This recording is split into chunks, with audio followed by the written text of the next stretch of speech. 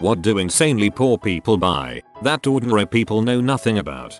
Growing up, my family had its moments of struggle. Our public transport system at the time had tickets which were simply hole punched with the date and month, not the year. So we'd save them and store them neatly in envelopes marked by month and concession or full fare. After a few years of saving tickets, we pretty much had free train and bus travel for the next 10 years, until they changed the ticketing system to electronically stamped tickets with barcodes.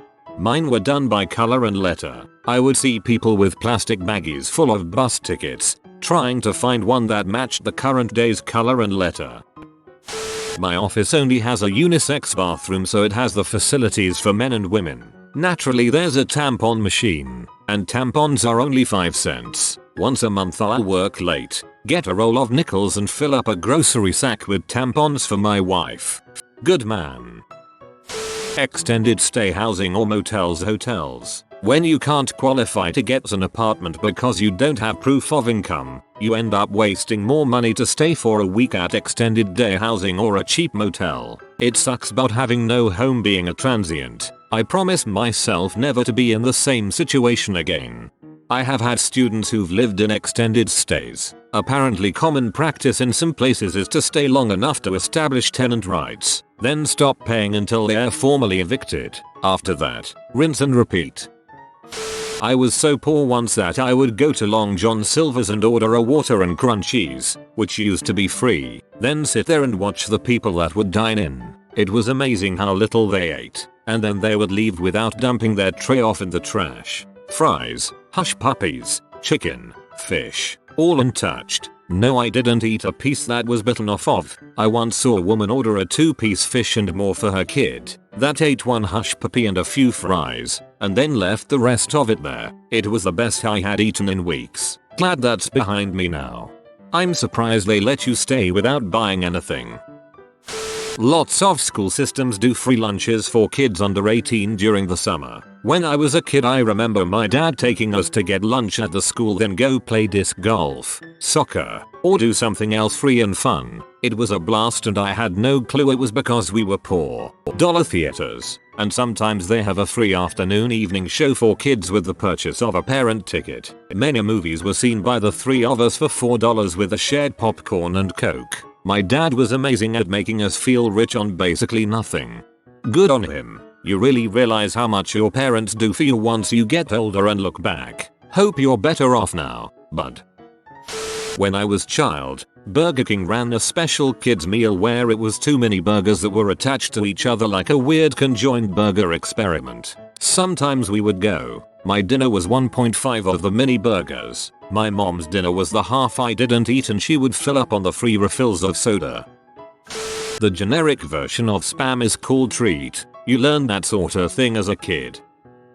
I have been both very poor and very comfortable. A lot of very true statements already posted here, but here's what I have noticed. When you are broke, you can't plan ahead or shop sales or buy in bulk. Poor people wait to buy something until they absolutely need it, so they have to pay whatever the going price is at that moment. If 10 packs of paper towels are on sale for half price, that's great, but you can only afford one roll anyway. In this way, poor people actually pay more than others for common staple goods.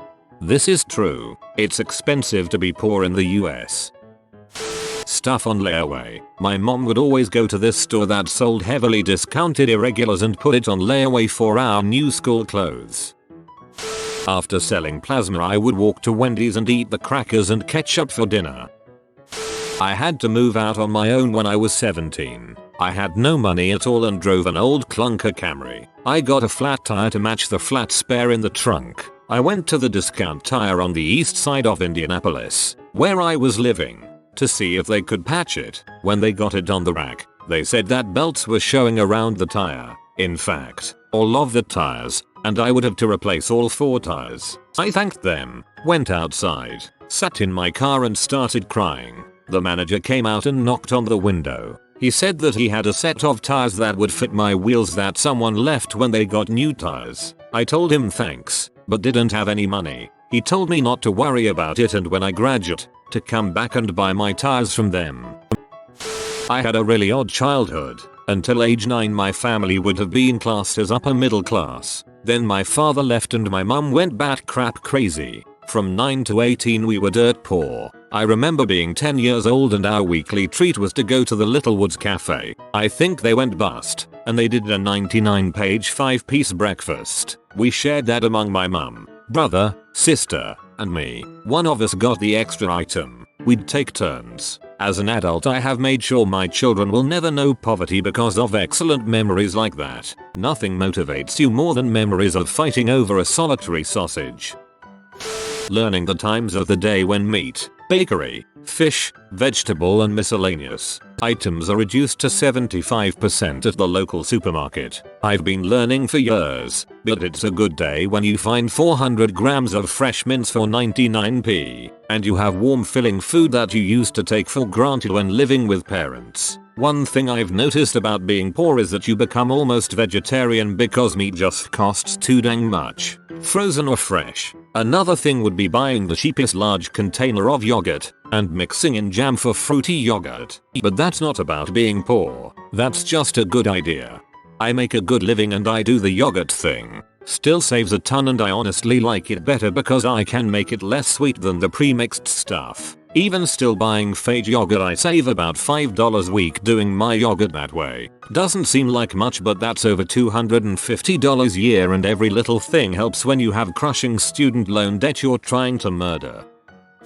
A buddy of mine went through a tough time a few years back, and I didn't know about it until he told me about a year ago. One thing that stuck with me was that he made just enough money to survive. By survive, he meant literally enough money to pay rent, utilities and the cheapest, worst food he could buy. He couldn't afford transportation, not even the bus. He told me about a span of a few months he went through where he literally only ate water, dry noodles and peanut butter. For a few months, he worked at a restaurant and they cut his hours. He couldn't find other work. His first big reality check was that he had to sell his car to make rent 1 month. The next month he started selling other unnecessary items, like his old TV, some old appliances and his nicer clothes. He got to the point where he was doing his laundry with dish soap in his sink. He couldn't afford deodorant, razors or any of the things we take for granted, so he'd steal them from the grocery store. He didn't like to do it, but he had no choice. He never got caught. When he told me all of this, I was floored. I wish he would have told me when it was happening. I would have helped any way I could. At that time, I was by no means living a fancy lifestyle, but I could have thrown him a $20 spot here and there to help him put some groceries in the house or some TP in the bathroom. Frick, just thinking about it makes me ill. He's still poor today, but he works full time and is happy, at least from what I see. At-home surgery. Used a pair of needle nose pliers, a razor blade and some antiseptic superglue to remove a cyst on my forehead. The secret is to cut it in a cat's eye shape. Quickly push the skin back after you pull the cyst out. Don't let it pop, and get the glue on fast. Burn like 10B on a B-boat, but it bleeds a lot and you have to get it on quick to stop the bleeding. My dad pulled his own tooth once. Said it hurt less than the tooth itself. That was one poor motherfucker. I wonder where he's at.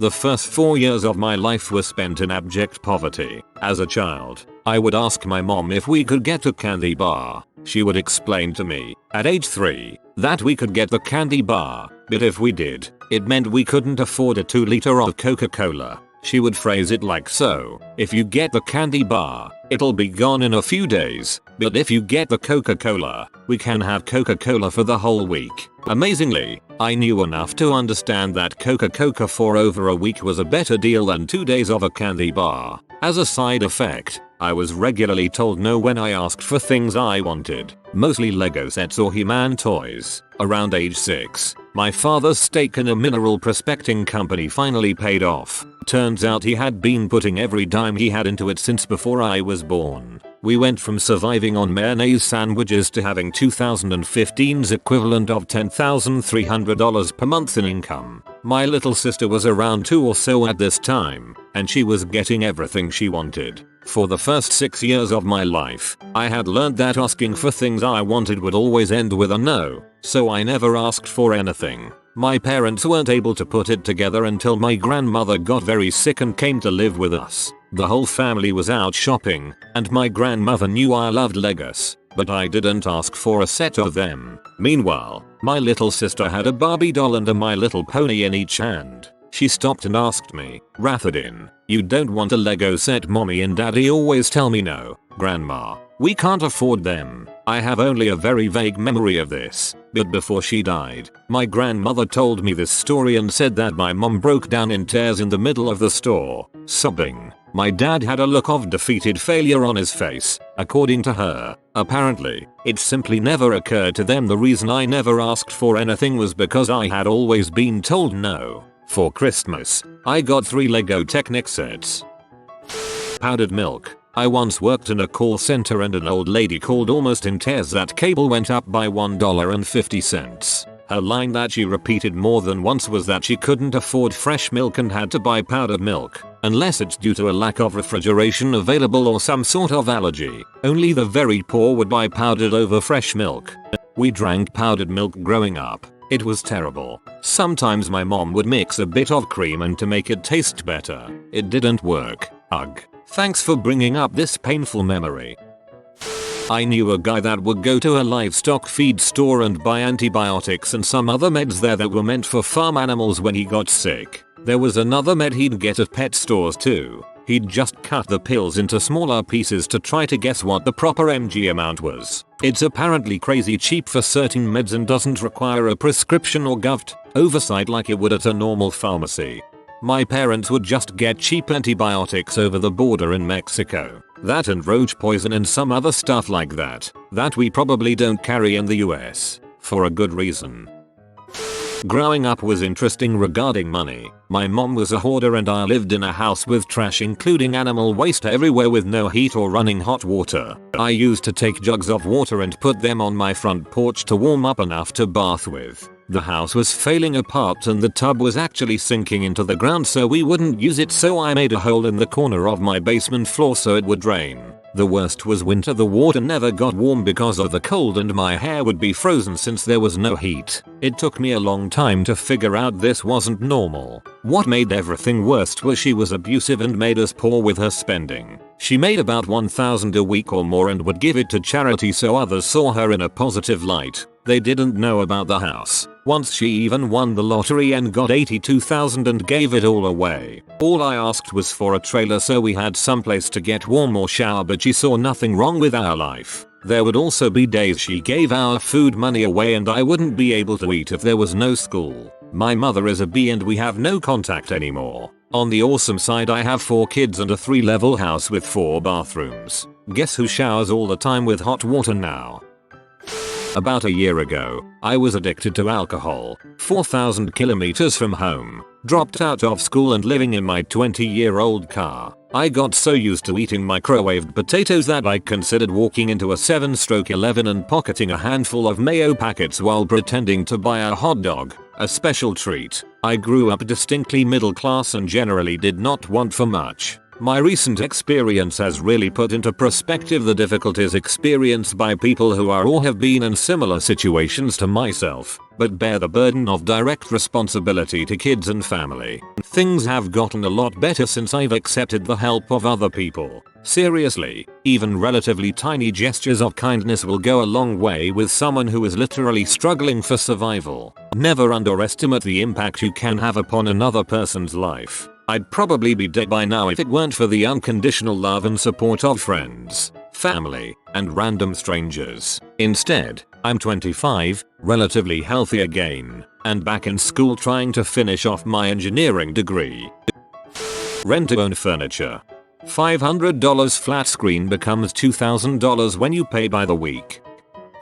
Oh god. Bags of frozen veggies and a couple packs of ramen can make a family meal. I used to buy these awful frozen chicken discs wrapped in bacon. They were terrible, filled with gristle and just nasty. Eating those with rice and frozen corn was a real treat. I ate Kraft Dinner, mac and cheese, every day for about 2-3 years because that was all I could cook while my mom worked. I could have made spaghettios, but I hated those. That for dinner. And one of those cheap 99-cent pack donuts from the grocery store for breakfast. Lunch was bologna sandwich and an apple. Finally, when I was about 10 or 11, I started teaching myself how to cook from my mom's old cookbooks, so my meals got a lot better. All carbs and cheap fats, scalloped potatoes, rice and cheap meats. My local bus service used to have paper transfers, so you'd pay your fare, get the paper transfer that was good for an hour, and then you'd use it for the next bus. But if you were only going to the station,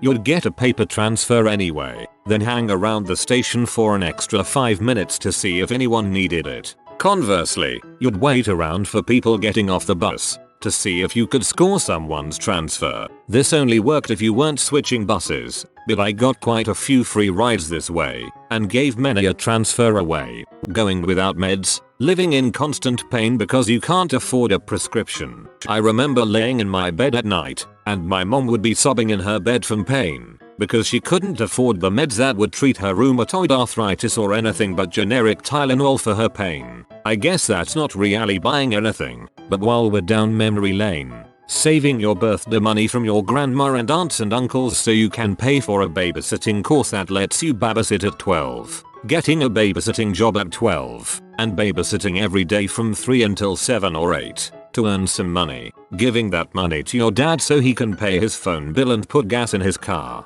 getting a real job at 14, working at a fast food joint so you got to eat dirt cheap, still giving your dad money, but this time knowing it is going to the casino with a bar, but still doing it anyway. Being poor was awful. 0/10 do not recommend. In university I used to buy a 10-20 lbs bags of potatoes, freeze-dried chives, and gravy mix in bulk, not the supermarket packs which are $1 for 2 cups of gravy, restaurant-sized packs that make 8 liters. That was often dinner, usually at the end of the month when money got tight. Sometimes I had even saved enough that I could have mashed potatoes made with some sort of dairy or bacon grease. I also had a cheap tub of protein powder for weightlifters. It was gross, but I would blend it up, usually with water, hold my nose and gulp it down. It was actual protein, and slightly more healthy than a week-long diet of potatoes. From what I've read, potatoes are the one solid food that a person can get all their nutritional requirements from. They may not be happy with that 89th consecutive meal of potatoes at the end of the month, but they won't be malnourished. Rotten bananas, stale bread, grey meat, and anything else the grocery is about to toss in the garbage. Giant bags of rice, beans, grain, or flour, canned vegetables, dried milk. I feel like few rich people even know about the grocery store bakery clearance section. Handfuls of ketchup packets from McDonald's. Growing up, my mom used to tell me of a homeless guy she knew of that would go into the local McDonald's and get a free cup of hot water, then proceeded to add ketchup, salt and pepper to make himself a hobo tomato soup. You can get new car parts from the junkyard for virtually nothing, with added discounts if you remove them from the junkers yourself. I had a 12-year-old car in college, and when it blew a tire, I went to the junkyard and found a decent set of tires. Bought all four for $70, which reduced my food budget to $16 for the next 2 weeks. Some lady in the grocery store saw me with a calculator trying to figure out how much ramen I could buy with $16 and handed me a $20. It made me cry. I'm glad I'm not poor anymore, but I'll always remember that lady. It's amazing how much $20 is worth when you don't have $20. Microloans. Those who need them the most get screwed the worst by the high interest rates. It's a vicious cycle that people need to be warned about. My father and sister and I would spend all Sunday picking up cans to be recycled at the lake. So while all the other families were enjoying their cookout, we would scavenge through garbage cans. We did this because our father would take us to McDonald's afterwards. So after a whole day we would trade the aluminum in for a few bucks. My father would order a Big Mac, back when it was $1, and a small coffee. My sister and I would share the burger, she getting the part with 2 pieces of bun because she was older and I ate the solo. My father sat there and had multiple refills on his coffee. We spent many Sundays like that. You have been visited by the ingenious Joe. Comment brain so you always see the glass half full. If you are new to the channel, you can subscribe. I publish new videos every day. Until then, check another video, or don't. Either way, have a great day you magnificent people.